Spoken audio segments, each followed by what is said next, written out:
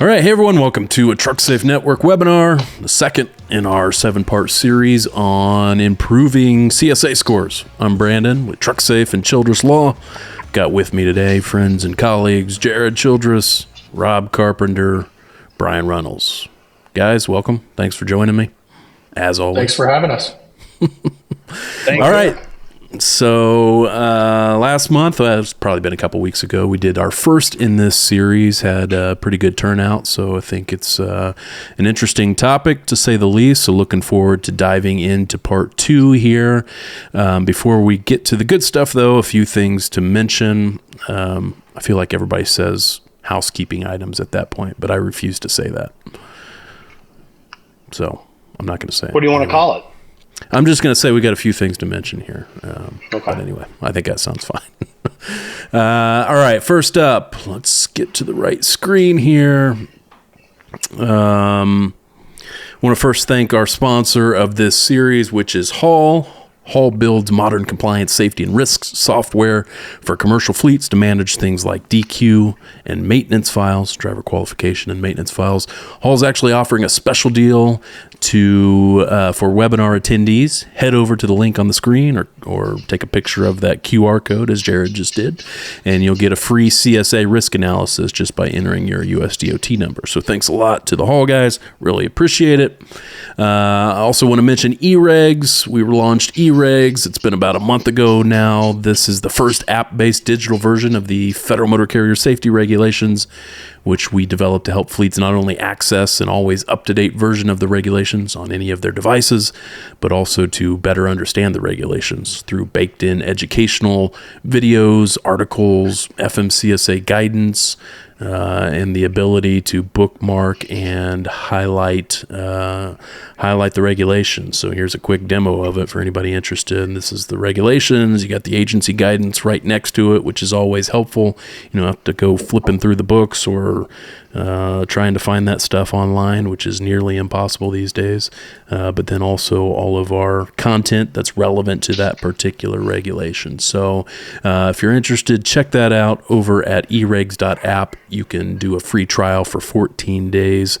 We'd love to see you there.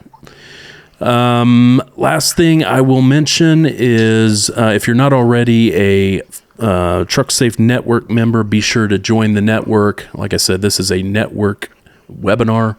Trucksafe Network is a space that we've built for safety professionals to gather together, learn from one another, ask questions, and also access all of our DOT-related content, including these webinars, but also all of our video content, early access, discounted access to our in-person events, stuff like that. It's free to join over at trucksafenetwork.com, where you can download the app on the App Store and get access to, like I said, to all of our content, including some network-exclusive content relevant to these particular webinars. For example, on our last one where we talked about hours of service, improving hours of service scores, we also included for network members sample driver logs, driver hours of service checklist, and stuff like that. So that's all, like I said, free to access if you become a network member over at trucksafenetwork.com.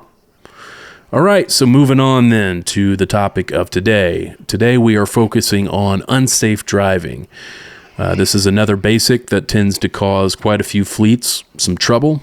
The reason we're doing this webinar series to begin with is, like I said in the first one, this is probably the most common question that we get at Trucksafe and also on the law firm side of things is how do we improve our CSA scores?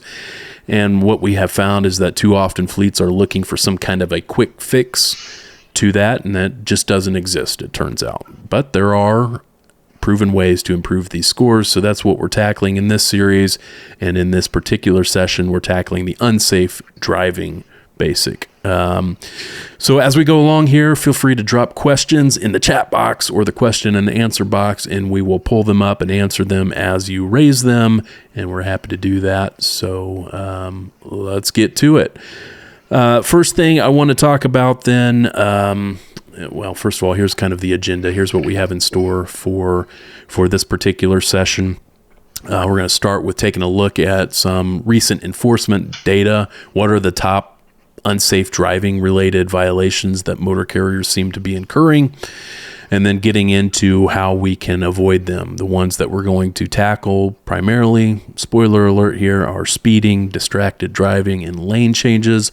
We're also going to get into a discussion of telematics data. This is kind of it's tangential to the issue of improving your unsafe driving basic, but it factors right into speeding and distracted driving and harsh braking and all of those other unsafe driving things that a lot of fleets struggle with. So we'll talk about that, and then we'll wrap up with a discussion about remedial training and how we view it and how some of our fleets are using that. So that's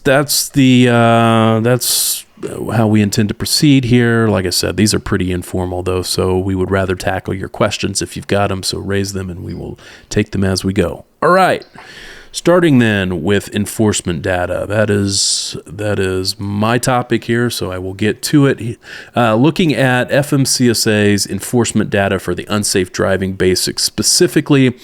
If you're not familiar with the FMCSA's A&I website, be sure to check that out. This is a website where they publish all of their enforcement data for the last decade, I think. You can go in there and see what are the top violations in any of the categories that are causing fleet trouble. You could see what are the most common violations discovered in audits, for example. You can also check out what are fleets getting fined for in terms of civil penalties. So it's a very useful website. I know we use it quite a bit. So here, looking at the data, looking just at this year, 2024 year to date, what are the most common unsafe driving related violations that we're seeing? Well, as you would probably expect, far and away the most common violation, I shouldn't say far and away, you could see here it's at the top of the list, but it's not blowing the others away here, is speeding. And more specifically, speeding 6 to 10 miles per hour over the speed limit has been the most common violation,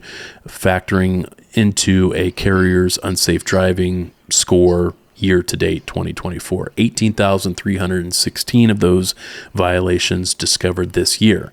Going down the list here, failure to obey a traffic control device comes in second.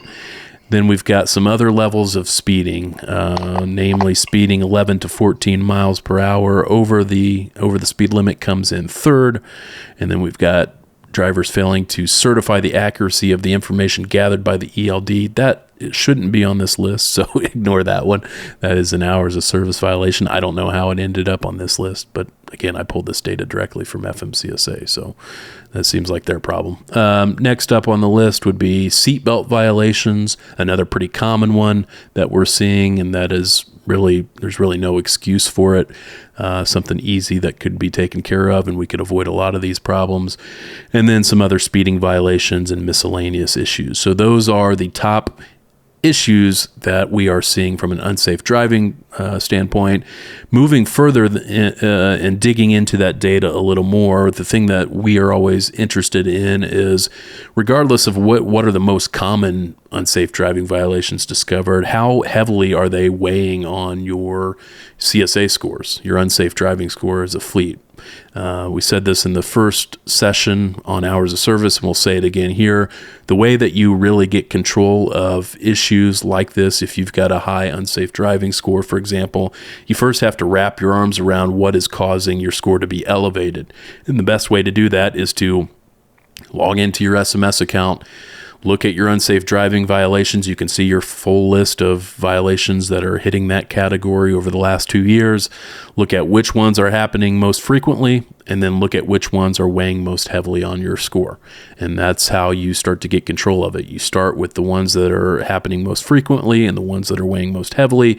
And if you can get control of those, that will go the furthest in getting that score to start to come down over time, and then you could just work your way down that list to the less significant issues, and that's how it goes. That's obviously we're going to have some more tips and tricks here going through the webinar, but that's it in a nutshell. That is how you improve scores that you're struggling with. But here, looking at which unsafe driving violations carry the most weight.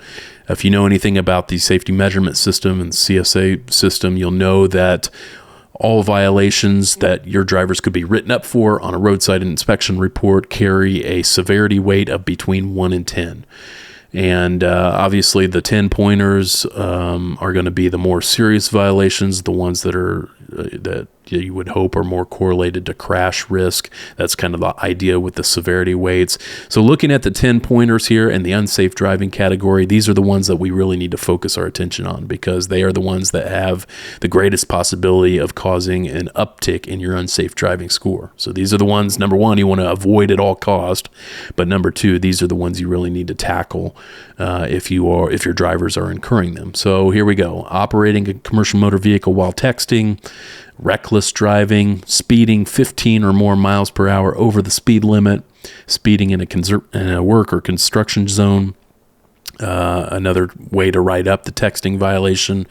Actually, two other ways. As we'll see, as you'll probably notice in your safety measurement system account, if you haven't noticed already, there are lots of different codes that law enforcement could use to essentially write up the same violation. That's kind of what we're seeing here. But suffice it to say, distracted driving factors heavily into your SMS score, your unsafe driving score, 10 pointers. So getting control of that is going to go a long way to improving your scores, along with significant speeding instances over 15 miles per hour.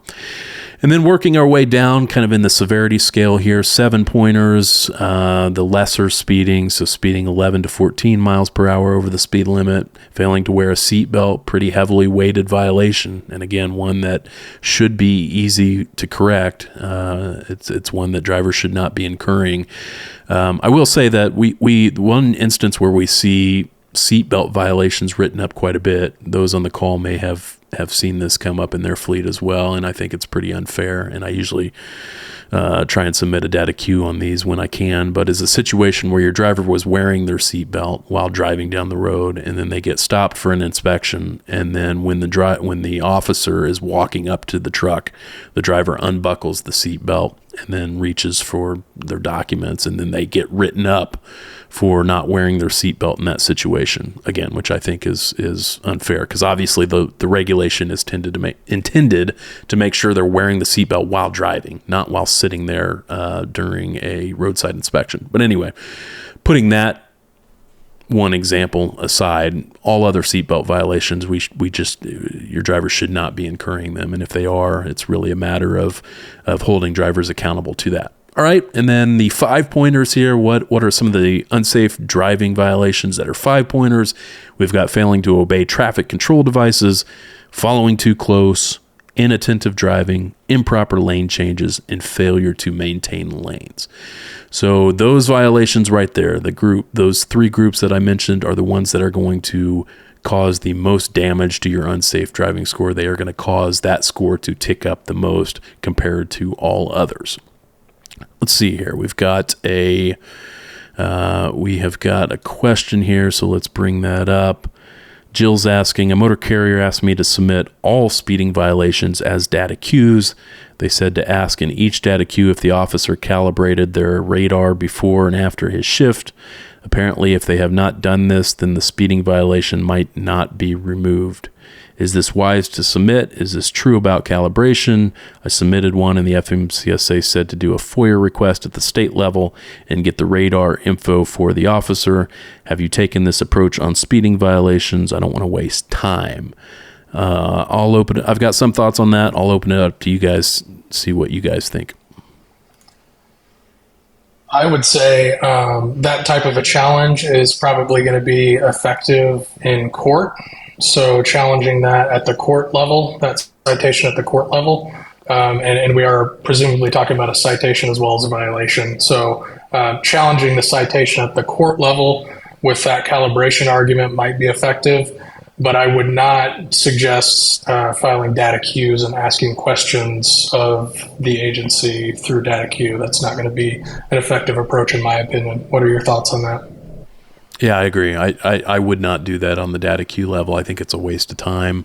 I'm surprised you even got FMCSA to tell you to file a FOIA request at the state level. I think they're sending you down a rabbit hole that is also a waste of time, to be honest with you. Obviously, if the carrier has a really high unsafe driving score, and again, this kind of goes back. I don't want to place blame on too many carriers. I understand why they're doing it. When their scores escalate, it can cause a lot of problems, as you all know. And so you're looking for a fix to it. But again, I feel like this is another carrier that's kind of looking for a quick fix. They're looking to, how can we get these violations removed quickly? And that's just not how the CSA system is designed to work. It's designed to punish trends in violations.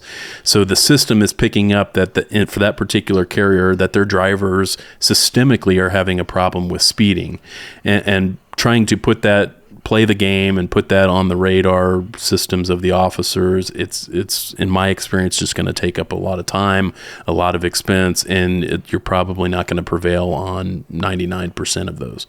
And so really the solution, this is going to be a theme throughout this series, is there's no solution other than to start getting control of the actual root cause of that, which is your driver speeding. And so, long story short here, I agree with Jared. I think it's a waste of time unless there's a citation associated with the violation, and you can use that to prevail on the state citation. And then once you prevail on the state citation, or at least get the violations changed to something else, well, then of course the data queue system has the adjudicated citation option, which will allow you to either get that violation removed as a matter of course, or get it dropped down to a severity point of 1. So, but we're seeing a trend too, where states are not writing citations as much. Most of us live in probably the most infamous state for not writing citations. Here in Indiana, they write a lot, and of for writing speeding violations. Yeah, speeding violations, but they don't write a lot of citations on it, and there's nothing to go after and adjudicate on them. Yeah, for sure. So then you're kind of then that takes you back to, okay, I've got a bunch of non-cited speeding violations. My unsafe driving score is out of control. Do you take that step, Rob and Brian? Would you take that step of trying to challenge the calibration of the radar guns? Not typically. Rob, you might be muted. There you go. He's shaking his head no. Does it work now? Yeah, we got you. No, I think from a judge perspective, in court, you have a judge, which he's not emotionally tied to it, or he shouldn't be. And I think you've got that impartiality aspect. Whereas when you're submitting the data queue, generally it's going to the person that wrote you the ticket. So very seldom are they going to say, you know what, you're right, I didn't calibrate my radar, so you're right, I'm just going to throw this in the trash. So I'm agreeing with Jared. It's not going to be successful. And in reality, one of the biggest challenges you can levy in a citation in the courtroom is getting the officer to show up. That's step number one. If the officer doesn't show up, then you could very likely do well for yourself with that citation. So there's a lot of ways you can challenge, and in that situation, the calibration argument may be effective. It's worth trying. Yeah. Emma is adding, we have a lot of speeding, 11 to 14 or over 15 miles per hour violations. 90% of them are warnings. We are instructing the driver to always insist on a citation. However, the officer refuses to issue tickets. So yeah, this is consistent with what we're seeing as well. Law enforcement and the CVSA, kind of the group that kind of oversees the law enforcement officers that are conducting these types of inspections, they're well aware of the adjudicated citations option in the data queue system, and I think that they have caught on to that, and this is one of the reasons why some of them refuse to issue a citation, because they know that leaves, you hate to think that this is happening, but they know that leaves the carrier without much recourse to get these violations removed from their account. They're going to be stuck with them because, like Rob said, your data queues appeal goes right back to that same agency that wrote up the violation, and they're just not inclined to change their mind on it. So yeah, it for sure is a big problem, and I'm hoping, you may have heard that the FMCSA last year proposed in what they're calling an independent appeals board for the data queue system. I think that is well overdue. I haven't heard any more on it since they proposed that early last year, 2023, but I'm hoping that they will move forward with that here in the near future. Then maybe on some of these, we can at least get an impartial look at some of these violations. So another thing, go ahead, Brian. I don't think that, with the 15 overs and things like that, I can definitely see why those are a standalone. But when it comes to the 6 to 10s or some of these other violations, and I'm going to talk about the speeding here in a few minutes, but when it comes to those types of violations, a lot of these states really use a probable cause type approach to doing inspections. That's the probable cause to do an inspection. They'll pull you over. They've already got the violation on the inspection form, so you're not going to get a clean inspection out of it. And yeah, that's just the anchor that they use to do a full level 2. Usually it's a level 2 on roadside, or a level 3. It's not typically a level 1. So there's really no benefit to having an inspection roadside that's based off of an unsafe driving violation that you're already going to receive. Yeah, I think that's right. And I think it's probably more so because, of course, in the commercial trucking space, regardless of what state, officers don't have to have probable cause to stop a commercial vehicle to do a roadside inspection. That's just the way that the rules are written. They don't have to have that like they would for a passenger car. But I think you're right, Brian. I think a lot of states, as a manner, they're short-staffed, so they have to prioritize what carriers are going to stop for an inspection. And they've got the ISS system to help them do that. But I think they also do like, hey, are we visually seeing something that this carrier is doing wrong as a way to prioritize carriers for enforcement? So I think that's right. The last thing I wanted to mention on kind of related to this slide and to the severity weights is keep in mind that there's a whole scoring methodology that kind of underlies the SMS and how your specific scores in each category are calculated. I just wanted to point out that unsafe driving is one of only 2 of the basics that in calculating what your score is going to be, it also takes into account your vehicle count and your mileage.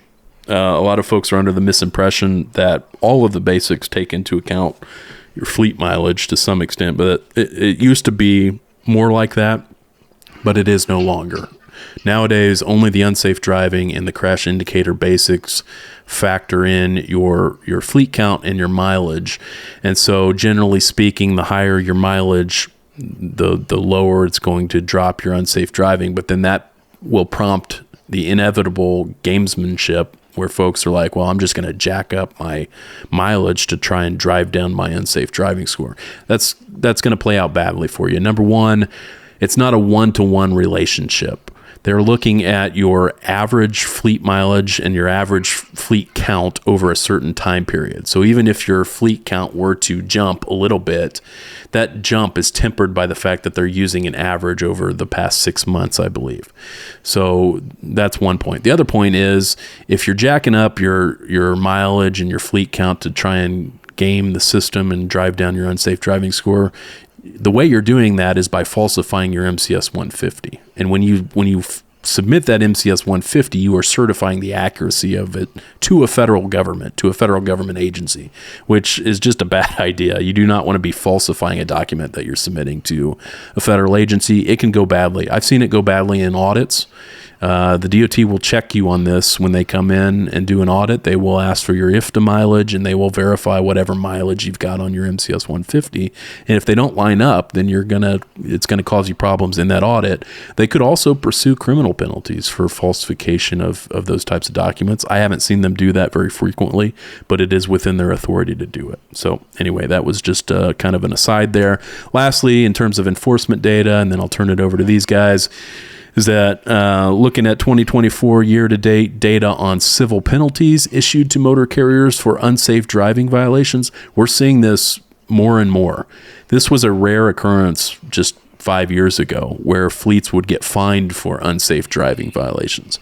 But more and more we are seeing this almost as a matter of course. And in every comprehensive DOT audit, if the carrier has a high unsafe driving basic, we are seeing them come out of that audit with a pretty significant fine. You could see here that the average fine for unsafe driving specific violations issued in the context of an audit year to date is over $6,000. So, aside from just the high unsafe driving score and the problems that can cause, there's also potential monetary fines involved. So anyway, with go ahead.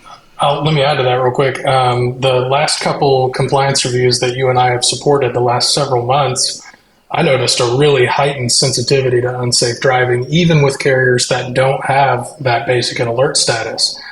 Each and every one of those unsafe driving violations was looked at closely and corrective actions were asked about. So that heightened focus is there, and it's something to pay attention to for sure. It's clear all the FMCSA investigators have gotten a directive. I don't know that it's baked into the eFOTM yet, their manual that they use to conduct their audits, but they've gotten some directive from higher ups that unsafe driving needs to be a focus of theirs in the audits. Now, the good news for now is that unsafe driving violations in the context of an audit can't contribute to a downgraded safety rating because they're not on the list of critical and acute violations that can impact your safety rating, but they can lead to fines, and turns out they are regularly leading to fines nowadays. So, all right, that's kind of the enforcement data. That's what we're up against. Let's turn then to the most common unsafe driving violations that we're seeing, and more importantly, what are some solutions to it. So I'm going to turn it over to Brian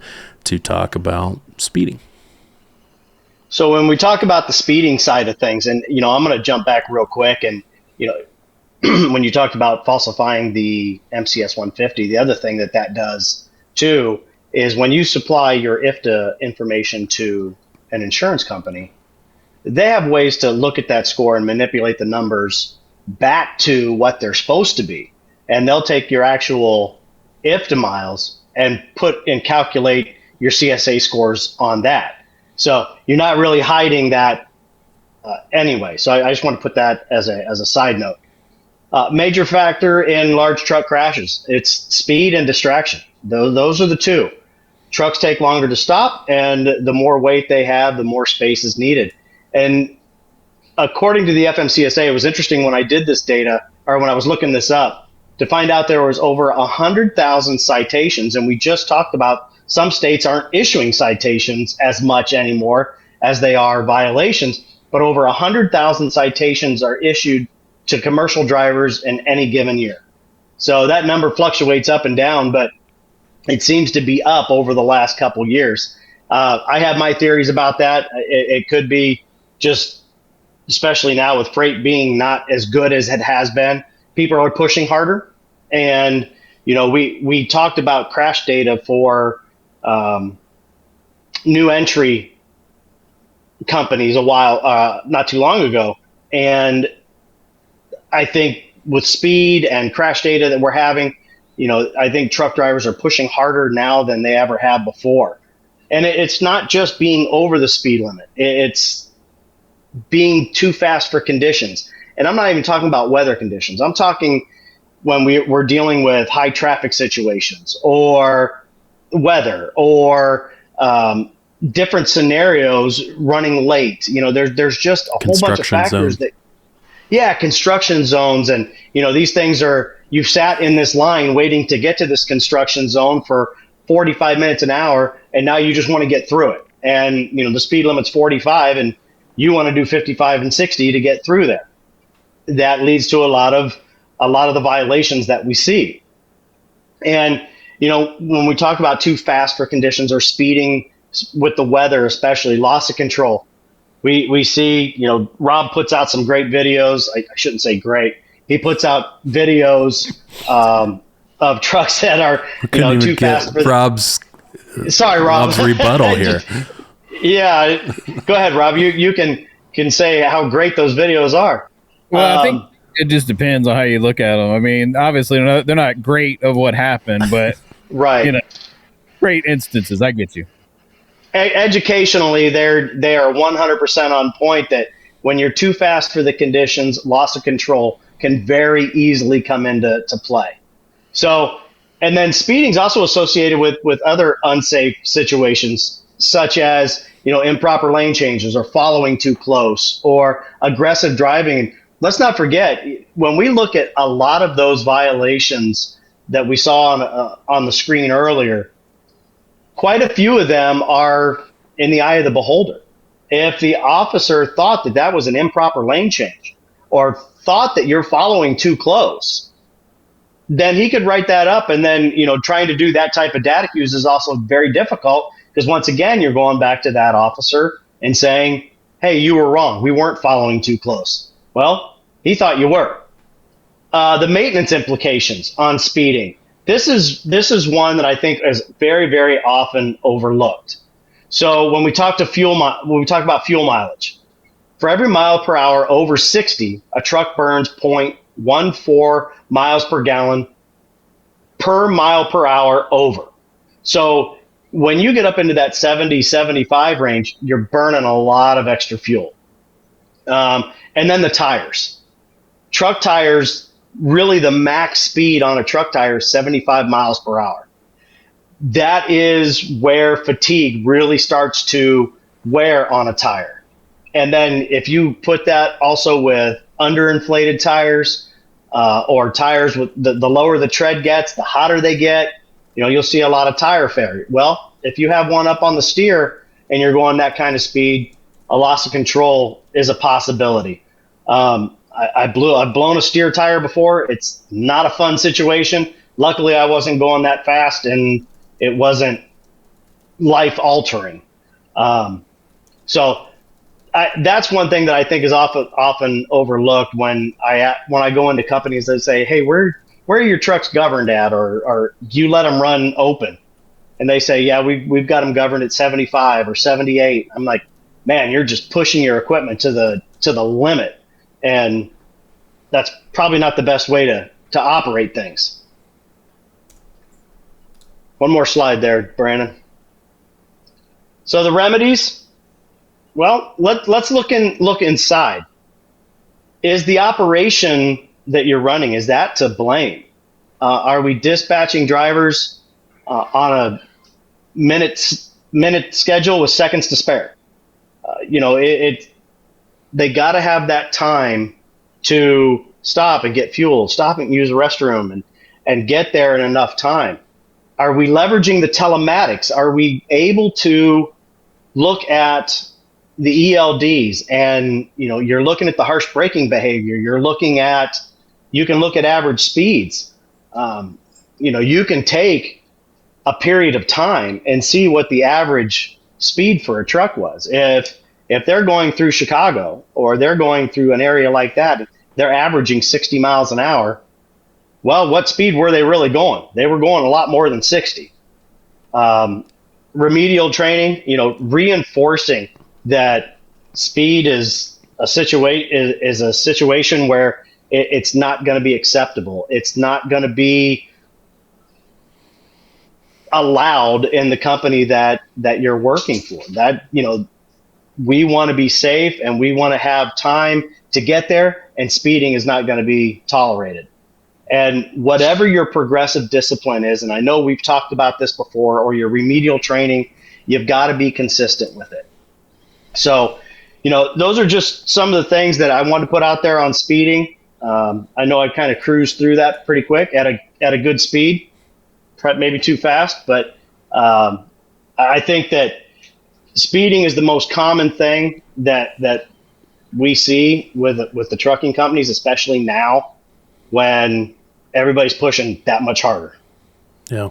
Jared, Rob, any thoughts on, I agree. I mean, we see this with our fleets all the time. They're struggling with speeding, and it's one of the hardest to get control of, it seems like, because there's, as you've pointed out, there's not much you can do except to look inward. Number one, are we doing something to contribute to this? And then number two, to start to hold your drivers accountable to it and take action when action is necessary to curb drivers from doing it again, and so it becomes just an ongoing problem that starts to rack up, and then your score starts to tick up. Jared, Rob, any other thoughts on speeding before we move on?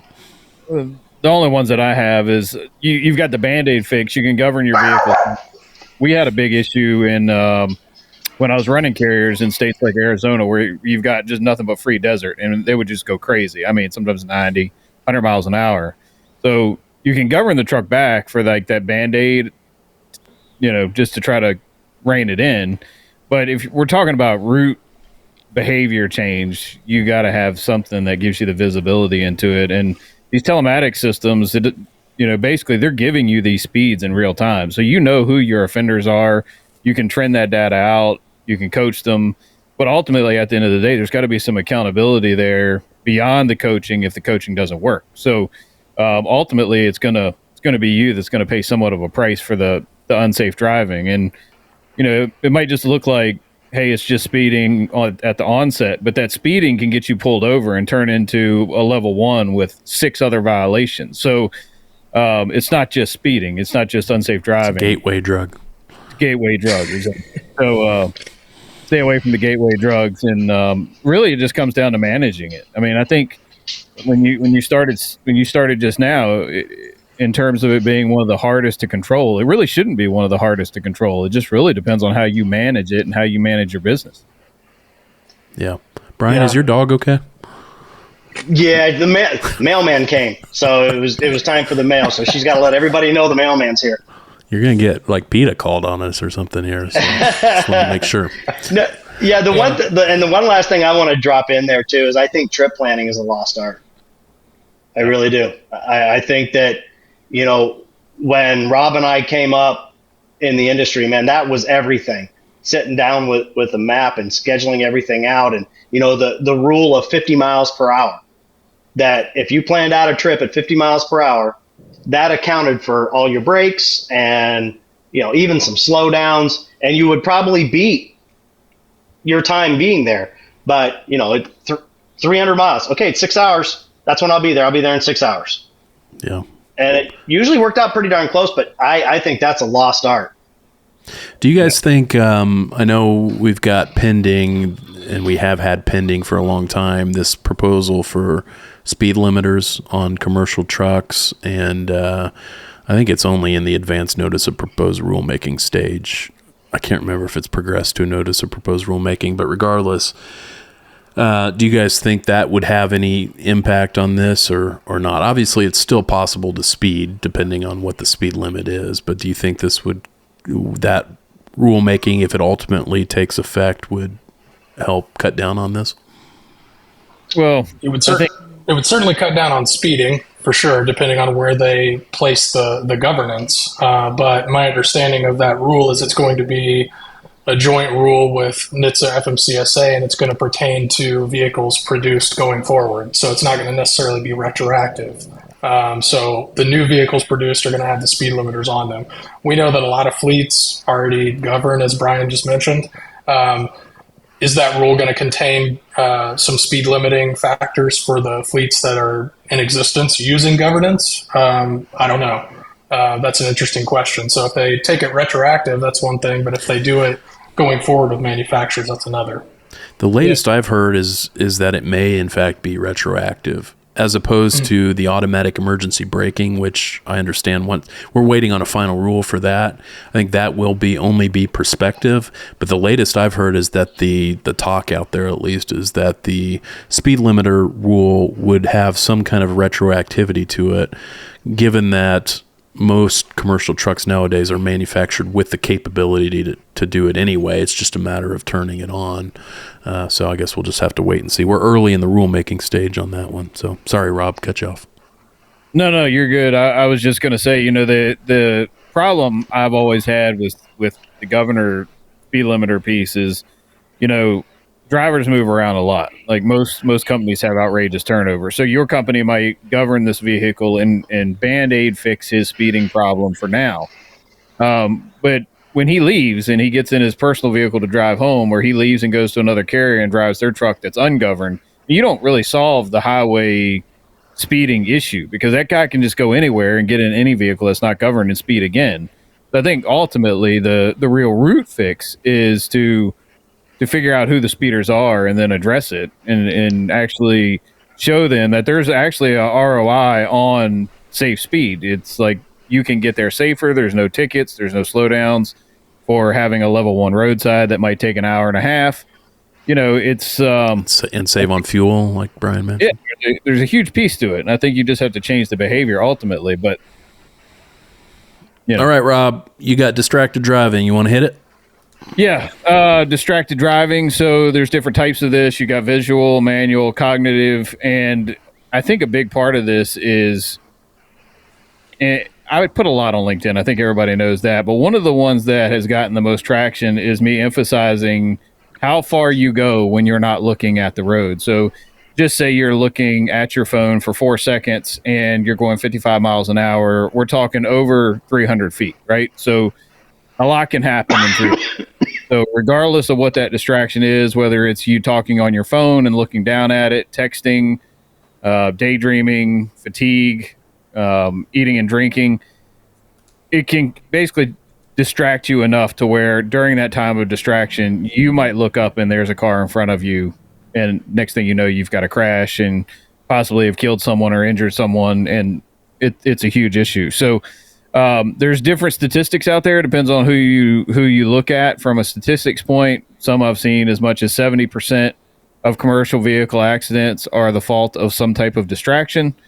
Others I've looked at that basically says it's 21%. So it really is this wide-ranging spectrum of statistics on distracted driving. There's no such thing as multitasking in driving. I'm going to put that out there. So what you got next, Brandon?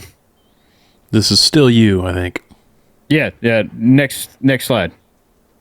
I already changed it, so I don't think you've covered this one yet, have you? All or right. did I? No.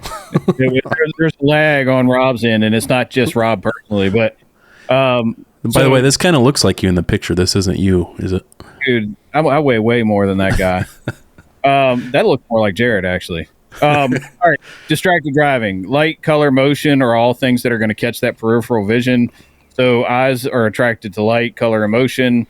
And some of those objects are pertinent objects. Obviously, it has to do with driving, so it becomes a pertinent object. Now, if you're going through Atlanta and you've got the Atlanta Braves billboard, the Delta billboard, the smoke tower, and every other thing that you could possibly look at, or Vegas is even worse. Hundreds and thousands of non-pertinent objects to stare at. Takes me back to like the Mayhem commercials, but we're not going to go there. All right. Consequences. This can be kind of wide ranging. So 3,308 people were killed. Again, we talked about that vast range of statistics on this from a percentage standpoint anyway. And 290,000 people were injured in 2022. Highest percentage of fatal crashes in that study belonged to drivers aging 25 to 34. And violations and citations is what that can lead to. Many trucking companies have distracted driving and fire policies, which can lead to a fireable offense. If distracted driving is submitted in a post-crash lawsuit, it is virtually impossible to defend in court. One of the things that I wanted to point out is that policies are extremely important with this. There was a Coca-Cola judgment, and I think it was like 2012, 2013, where they all basically argued that Coca-Cola didn't have a good enough policy, which ultimately led to the judgment and then the successful appeal for Coke. But at the onset of that case, it looked like it was going to be, a 8-figure verdict. So distracted driving is important in terms of policy, and from a remedy perspective, are we contributing to it? So texting drivers, are you calling your drivers? Dispatchers are famous for it, calls. And a lot of times I'll do these safety meetings with carriers, and one of the biggest arguments when I bring this up from drivers is tell them to stop calling us. If they don't want us to use the phone, tell them to stop calling us. So sometimes we can contribute to it as dispatch or just general carrier ops, even brokers, depending on who we're talking about. Implementing and reinforcing policies, we just touched on that point, but policy is important. You want to emphasize both the regulatory aspect, because I think it's 29 states that have hands-free policies for everybody. And then obviously FMCSA has a hands-free policy, no texting policy for commercial vehicle operators in all states. So there's that. Well, and the other thing to keep in mind is that, the way the federal regulations are set up, there are what are called disqualifying offenses. You've probably seen this list. I think it's in Part 391 somewhere. a lot of these distracted driving type violations, texting, using a cell phone, are on that list where if a driver is, and I realize this takes a lot, but if they are convicted of that type of violation, I think it's 2 or more times, they are disqualified from driving for a certain period of time. The regulation sets out what time frames, and it goes up based on how many times they are convicted of these violations. So it will actually pull them out of the seat if they have too many of these violations. But again, that takes a conviction, which doesn't always happen for the reasons we've already talked about. But anyway.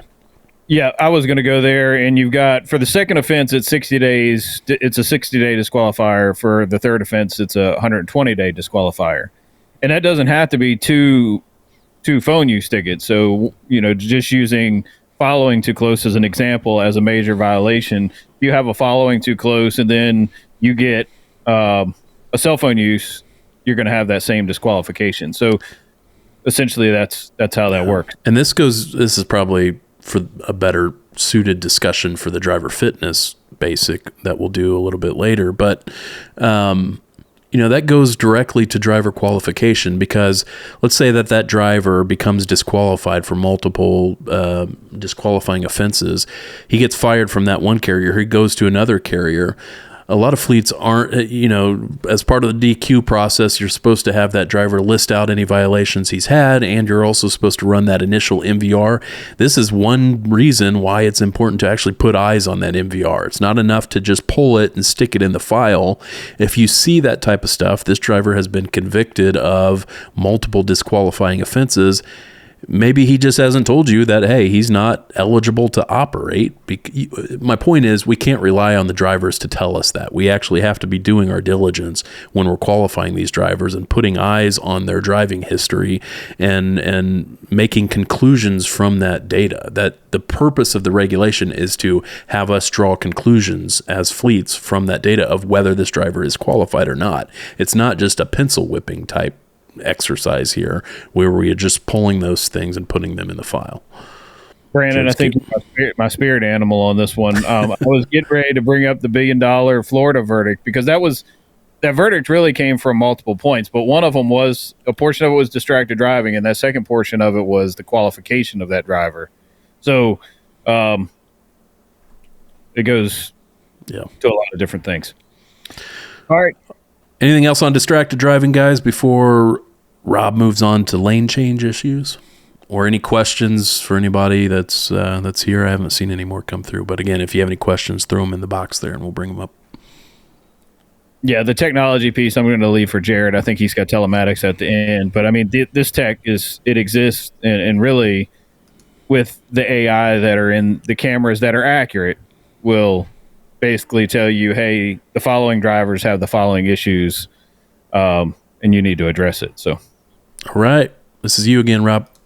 All right, lane changes, arguably one of the most dangerous maneuvers a driver can make. I was actually looking at a client for an insurance company earlier this morning, and their summary for all of Q1 is 100% side swipes. So this is a great time to talk about this. There's a lot of blind spots on a semi truck. You, me, we all have natural blind spots as humans. So they do exist. Changes from left to right are more dangerous than right to left. So remedies, driver training is extremely important. One of the things when I teach CDL training in Virginia is monitoring the mirror all the way through the lane change, because that's generally where it'll happen. You'll have that car try to creep in as you're trying to change the lane. You won't look back, and then you've sideswiped this car. It wasn't there before, but generally it's commonplace for cars to jump in there, try to get around you, especially on the right, if you happen to be in the left lane. So choose a lane and stay in it, preferably the right lane if you're not passing.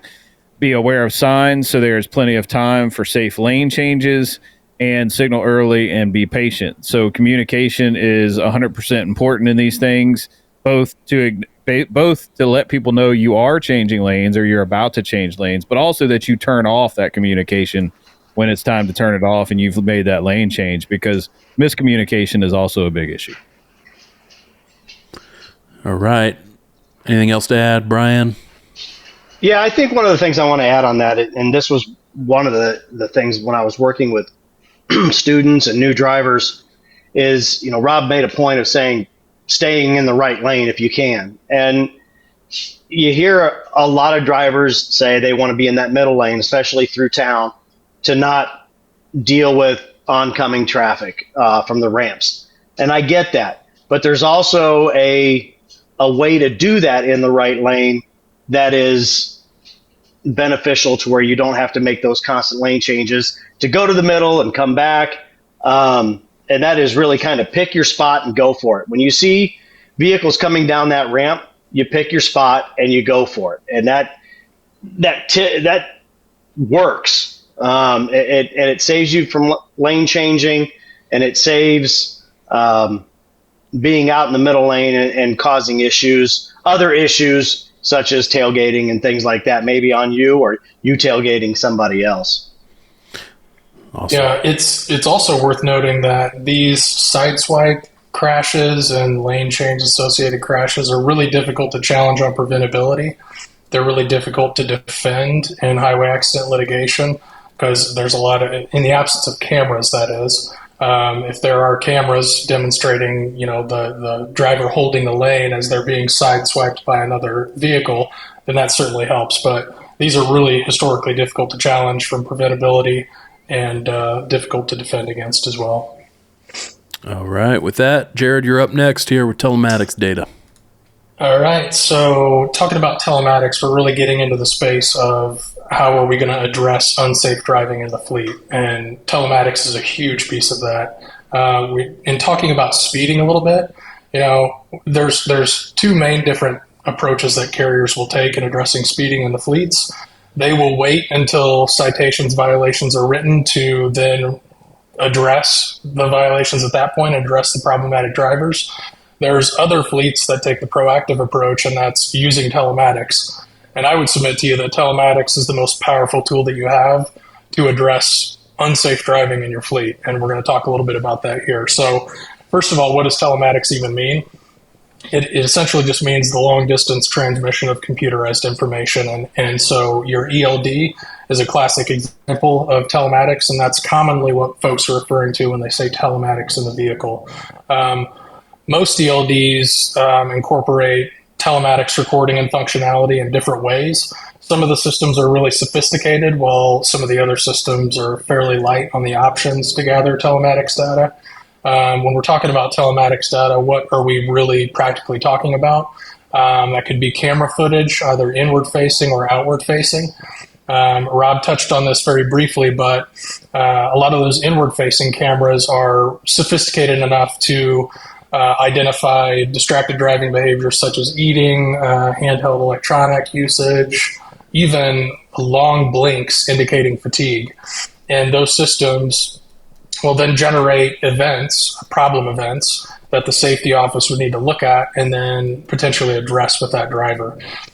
Some of the other types of data, speeding, obviously, this is a huge one. That data is there, and if you're not working it, it's going to be used against you in the future, potentially in litigation.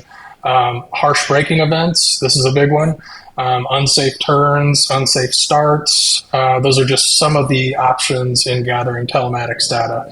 But regardless of the level of the telematics data that's being gathered by your specific ELD, you have to really understand what data is being gathered, because almost all of the ELDs are gathering some of this information for you, and it's going to be in your back office to work. So you really have to fine tune what's coming in. Well, first you have to understand what's coming in, then you fine tune that with your vendor to make sure that you're not getting too much information, because if you're getting too much information that you're not working, that's where the problems come in. We actually did a Trucksafe Live episode on this called Drinking Through a Fire Hose. That was our second episode of Trucksafe Live. It was recorded about 2 years ago. Yeah, don't laugh at us. Yeah, you'll have to forgive us for how awkward it is, but that's a good episode if you want to get in there. We actually had Tom Cuthbertson on the show. He's a longtime industry expert in the area of telematics, so check that out if you're interested in drinking from the fire hose concept. So moving into questions. Okay. No. Do you want to do this one? Go back one more. There you go. So like I said at the beginning, I would argue that telematics is the very best way to address unsafe driving in the fleet. By simply responding to the roadside violations, I mean, you've already incurred the damage that you're trying to prevent in the first place. So this offers you a chance to be proactive and avoid the damage to your fleet.